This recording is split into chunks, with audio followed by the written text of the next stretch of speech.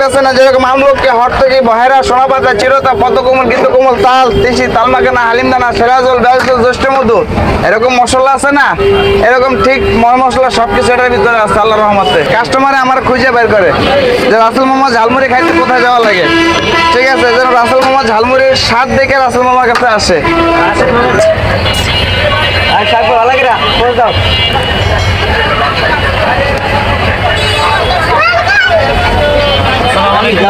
ওয়ালাইকুম সালাম ওয়া রাহমাতুল্লাহি ওয়া বারাকাতুহু। ভালো আছেন ভাই? আলহামদুলিল্লাহ।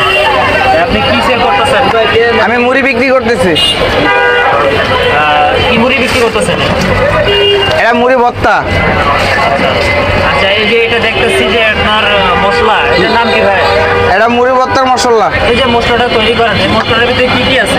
এটার ভিতরে বেশি কিছু না ভাইয়া, জাস্ট অল্প কিছু, যেরকম দেখতে যাচ্ছে ছোলা আছে, মুরগি, মুখ, মাসকালে, অ্যাঙ্কার, এটার ভিতরে আরো ধরনের কথা আছে, যেরকম মশলা, যেরকম শুকনো মশলা, যেরকম কি কি আছে, যেরকম বনে যে ওষুধ বেছে না, যেরকম আমলকি, হরতকি, বহেরা, সোনাপাতা, চিরতা, পদ্মকমল, গীতকমল, তাল, তিসি, তালমাখানা, হালিমদানা, সেরাজল, বেলজল, জ্যৈষ্ঠ মধু, এরকম মশলা আছে না, এরকম ঠিক ময় মশলা সবকিছু এটার ভিতরে আছে আল্লাহর রহমতে। কিন্তু আশা করি কেউ আমার আজ পর্যন্ত খারাপ কিছু বলে নাই, আশা করি বলতে পারবো না ইনশাল্লাহ, কারণ যেহেতু আমার হাতে জিনিসটা তৈরি করা হয়, কারণ আমি ভালো মন্দ বিবেচনা করি, তারপরে আমি পাকাই, আর আল্লাহর রহমতে সবাই ভালো পায়। কাস্টমার রিভিউ পেলাম যে আপনার মুড়ি 4 থেকে 5 বছর যাবত খাচ্ছে ওনারা, তো আগের থেকে ইমপ্রুভ হচ্ছে আপনার খাবারের মান।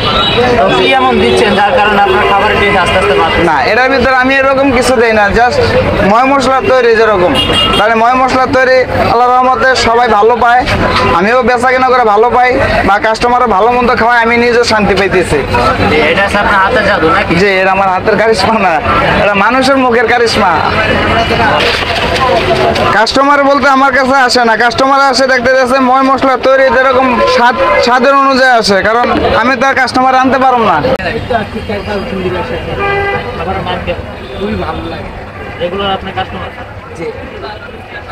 রোজ আসলে? হ্যাঁ, রোজ আসে। কাস্টমারে আমার খুঁজে বের করে যে রাসেল মামা ঝালমুড়ি খাইতে কোথায় যাওয়া লাগে, ঠিক আছে, যেন রাসেল মামা ঝালমুড়ির স্বাদ দেখে রাসেল মামার কাছে আসে। কোথায় আসতে হবে? এটা আসতে হবে মোহাম্মদপুর, ভেরিবাদ, 3 রাস্তার মোচরে।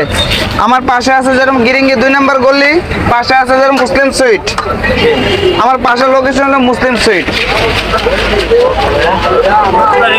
এটার ভিতরে 70 থেকে 80 কেজি মশলা আছে।